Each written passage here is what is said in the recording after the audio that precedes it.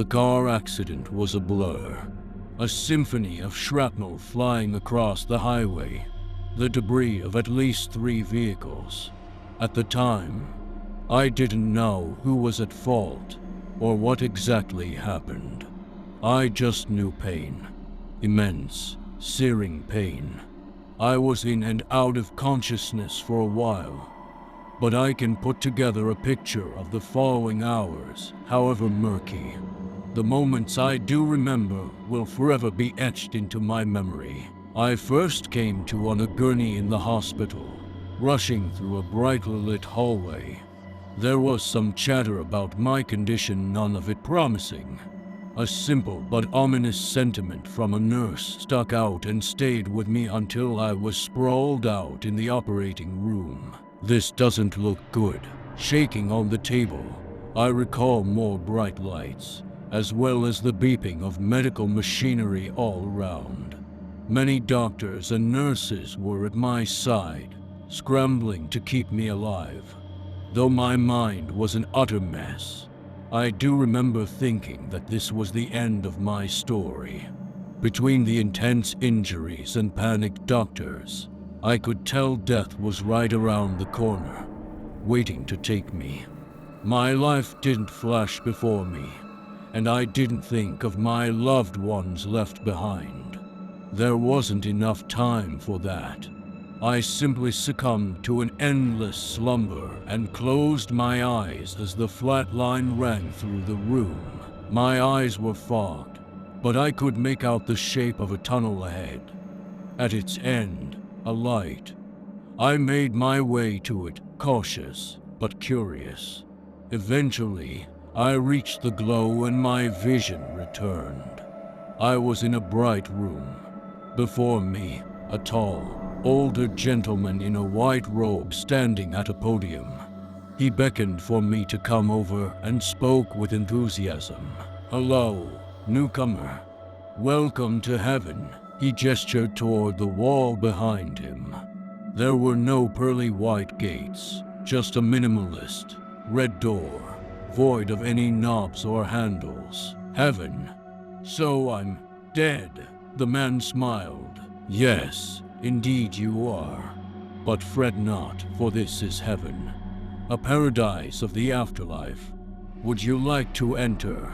I was disappointed that my life was over, but I knew it was inevitable, given the circumstances. At the very least, heaven was seemingly real, and I had been accepted in. Yes, I would like to enter. I stepped forward, but the man placed his hand on my chest, stopping me in my tracks. "Before you can enter the world above, an offering is required." I was confused. "An offering?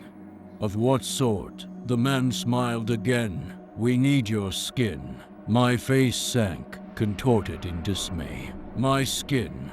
But why? I can't provide all the details. Just know that it will be too cumbersome for you on your journey. Don't worry, the removal is a mostly harmless procedure." Mostly. The man unsheathed a thin, silver utensil from his robe and grabbed my forearm.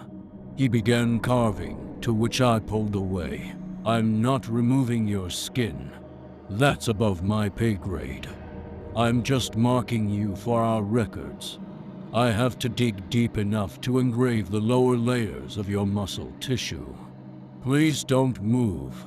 I reluctantly allowed him to continue. The pain was severe, but it was nothing compared to the injuries I sustained in the accident. When it was over, I looked down to see a string of unrecognizable characters, along with the numbers that made up my birth date. 030419191. The man then pushed the red door open and stepped aside, motioning for me to enter. I asked one more question before progressing. "Are you an angel?" The man pondered for a moment before replying. "Well, I consider myself a celestial overseer, but if that term suits you, then yes, I am an angel." He motioned again for me to enter. Though not completely satisfied with his answer, I obliged. The door was swiftly shut behind me, leaving me to survey the area on my own. It was a room similar to the previous, only void of anything other than myself. I was confused as I walked to its center. Was heaven a plain, white room? Just as I was about to go back to the red door, the unthinkable happened. I was inexplicably launched upward at a tremendous velocity, like a meteor hurtling through deep space. In a matter of moments, I began burning up, a blue flame filling my field of view, then orange, then red. As my speed increased, so too did the pain. It was like I was in the hospital again, dying of irrevocable damage. What was happening? Where was I being catapulted to? My ascent continued, and with it, a deadly realization. I wasn't just burning. With great difficulty, I was able to tilt my head and gaze down at myself. My skin was peeling. I watched in horror as it left my body completely, slipping into the white abyss below. All that was left was my muscle tissue. Soon after, the flame subsided, and my motion slowed. Steam surrounded me as I landed in a new location. Though experiencing an insurmountable burning sensation, I was still conscious and aware. Alive, if you could even call it that. It was hard to focus on anything but the sharp sting enveloping me, but I was able to comprehend my whereabouts. It was an endless white void. Within it, a plethora of bodies scattered about, skinless humanoid forms writhing in pain, covered only in red, connective tissue, much like my own.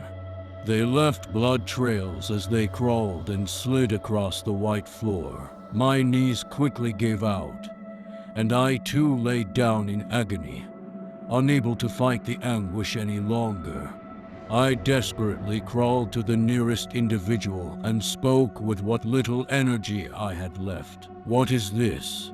Is this supposed to be heaven? Why did they take our skin? The grotesque, red face of a person looked up at me and cried. They wear it. A shiver danced down the length of my spine. What? Who? Who wears it? Before I could receive a response, an electric shock filled my body and jolted me awake. I was once again in the hospital on the operating table, somehow living, albeit barely. I tried to stay afloat, but I wound up drifting away into the bliss of a painless sleep. I awoke in a bed, bandaged up from head to toe. My injuries still stung, but not quite as much as before. A nurse assured me I was okay, and very lucky to be alive. Recalling my experience and unable to see most of my body, I had to ask her, "My skin? Do I still have my skin?" She chuckled. "Of course you do. Some of it will be scarred, but rest assured, it's there." I sighed in relief, knowing my trip to heaven was just a strange, medicine and shock-induced nightmare. Thank goodness. It wasn't until a few weeks later, when I was finally able to go home, that I would discover something terrible about my wounds. I've told some about my near-death experience, but never the following, for fear of what conclusions might be drawn about my sanity. My first day back was peaceful. I relaxed and enjoyed my quaint life, happy it wasn't ripped away from me in an untimely manner. The next couple of nights, however, were anything but quaint. During my second night home, I woke in a fit of sleep paralysis, my bedroom soaked in darkness and warmer than usual. There, standing at the foot of my bed, dimly lit by a sliver of moonlight coming through the window, was the man from the podium in heaven. His plain, stoic expression was broken up only by the occasional grin, a malevolent smile that made my skin crawl beneath the blankets. The spike in adrenaline was not enough for me to break free of my chemical restraints. I was forced to endure his presence and watch in terror as he walked to my side and spoke. "It wasn't always this way, you know. Replace me with your own words." His body seemed to give off an intense heat. Heaven truly was a remarkable place. A world where mortals spent their afterlives in prosperity. The man grabbed my wrist. It burned, but I was unable to react. Thousands of years of routine breeds of fierce boredom. We were born up there, never knowing what it was like where humans roamed. A need grew within us, a craving to explore the world outside of our realm. He picked off a piece of melted flesh and waved it under his nose like a glass of wine, inhaling the aroma. "Our forms don't bode well in Earth's air. Your skin is the only thing that tempers the reaction. Otherwise, we would break down and disintegrate." He spread the piece of flesh onto his arms, creating a thin layer of protective paste. The heat dissipated. "You've been marked. We need you back." We locked eyes, his head tilting slowly in observation as I futilely attempted to scream. His face lowered to meet mine. Tremors erupted throughout my body. Still, I could not move. Then, suddenly, he vanished in a puff of smoke, leaving me alone in the darkness. Once he disappeared, I was able to move again. I felt my wrist, and it was fine. No missing skin. However disturbing this incident was, I knew it had to be a remnant of my dream from the hospital. A side effect of the trauma I suffered. Nothing more than a recurring nightmare. Regardless of this explanation, I was unable to sleep until daybreak. The next night was stranger still. After brushing my teeth and looking up at the bathroom mirror, I saw something that shook me to my core. It was me, but without skin. A horrific amalgamation of red, muscly tendons made up my facial structure. Behind me, the same man, his voice echoing off the bathroom walls. "Come back to us." I fell back into the wall behind me. The man was not there. When I looked at the mirror again, the sight I saw was a normal one. I chalked this up to being another troubling facet of my psyche, post-car crash. It was clear at this point that I was severely troubled.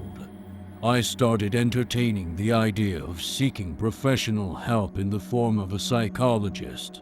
The next night, however, disproved all previous theories about my bizarre state of affairs. Upon peeling back the bandages on my arm to bathe for the first time, I saw it.